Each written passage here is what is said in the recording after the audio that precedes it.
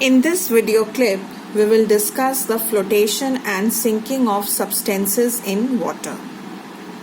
Let's see the definition of flotation first.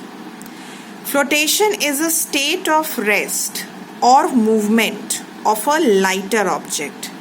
The object is lighter and this lighter object is on the surface of a heavier liquid. So there are two important things to be noticed. First of all, the object is lighter than the liquid and therefore it is found on the surface of the liquid, which means that an object will float only when the density of the substance is less than density of the liquid. Now the liquid which we will be taking in the examples is water. So an object will float in water when its density will be less than density of water and hence relative density is less than 1. Next is sinking.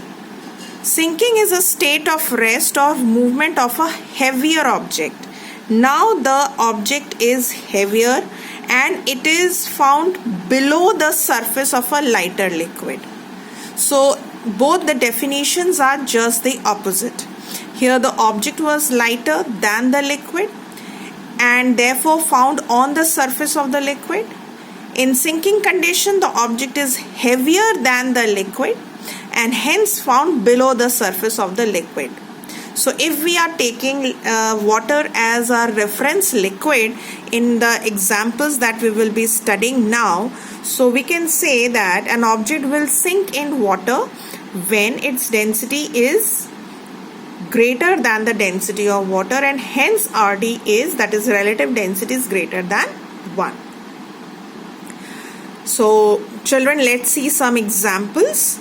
But do you remember what is the density of water? The density of water is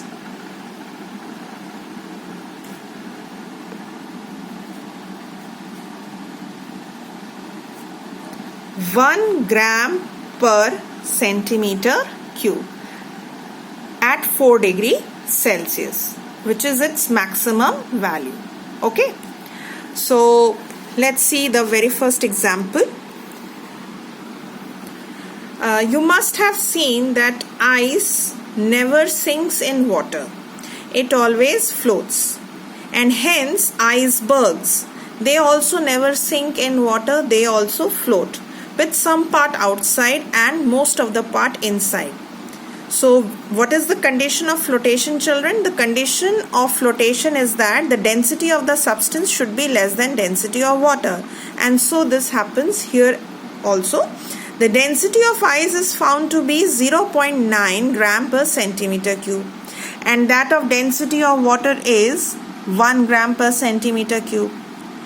Hence the density of ice is less than density of water, so it floats.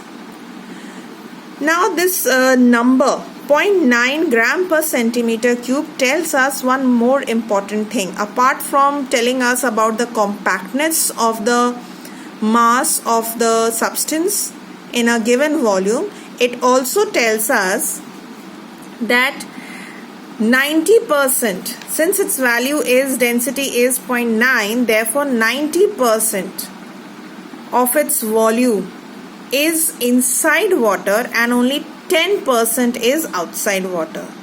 That means we can say 1/10 part of the iceberg is seen above water and rest of the 9/10 part is found below water.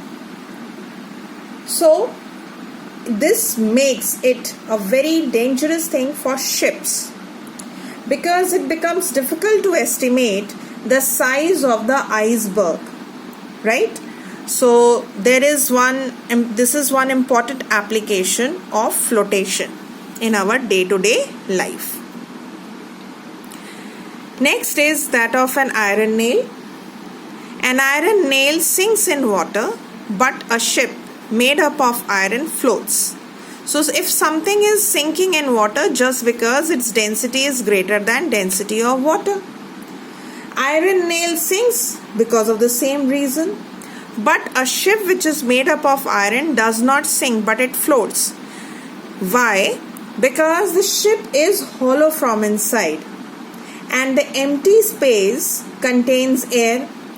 This makes the density of iron, that means the ship, this makes the density of the ship, not the iron, density of the ship less than density of water, and therefore it floats. Now there are a few more things which are important for us to understand before we move on to the next example. You must know, children, that every ship has a white line painted on its side. These lines are known as plimsoll lines. These lines are known as plimsoll lines, and these are the markings provided around the hull of a ship to indicate the level up to which they should be submerged in sea water. That means this line indicates the safe limit for loading the ship. Okay? Because if a ship is overloaded beyond the recommended level, it may sink or overturn. Because it is floating, we don't want it to sink, right? So that is why this precaution need to be taken.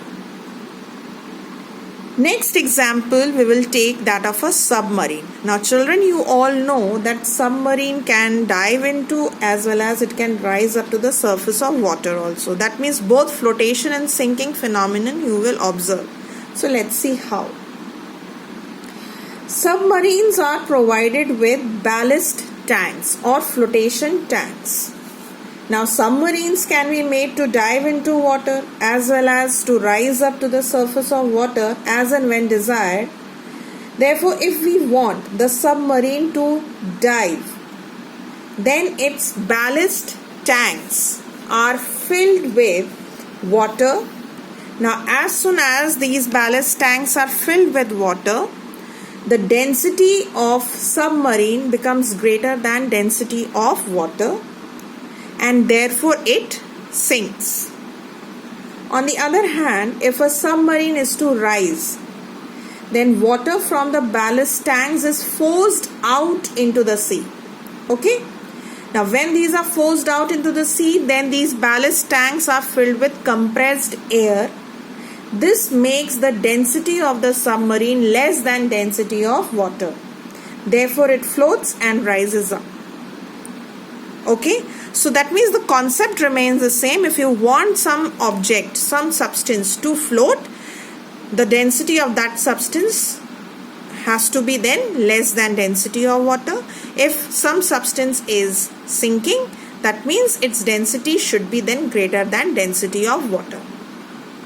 The same concept is applied or can be explained with respect to flotation of fish.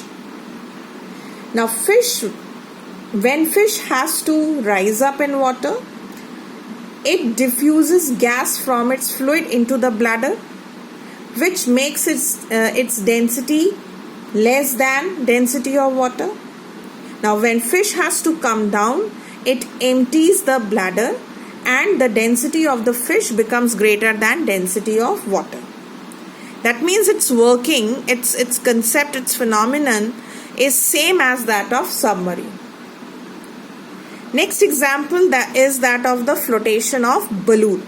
Now balloon rises in air when you fill it with gases like hydrogen and helium. Now hydrogen and helium are one of the lightest gases, right? It is even lighter than air. Therefore, the density of hydrogen and helium is less than density of air.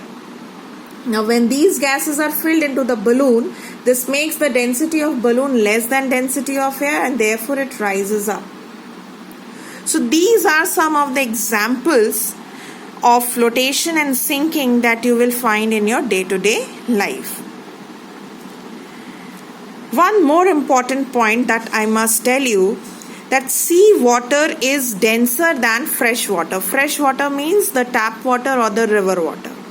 Now, why seawater has more density than fresh water? Because of the presence of salts. The salt that are dissolved in seawater increases its density, and hence these are denser. Next comes this hydrometer instrument. It is an instrument which measures relative density of a liquid. Children, I must tell you that there is an acid battery hydrometer. An hydrometer known as acid battery hydrometer. An acid battery hydrometer is used to check the relative density of sulfuric acid in the inverter battery. Okay, so hydrometer is generally measures the hydrometer is an instrument which measures the relative density of a liquid. Particularly, acid battery hydrometer measures the relative density of the acid, which is generally sulfuric acid, in an inverter battery. A lactometer is another hydrometer, but this hydrometer known as lactometer, it is only used to check the purity of the milk by measuring its relative density. So you have studied now these the instruments, measuring devices, in fact not instruments, which measure the relative density of any substance.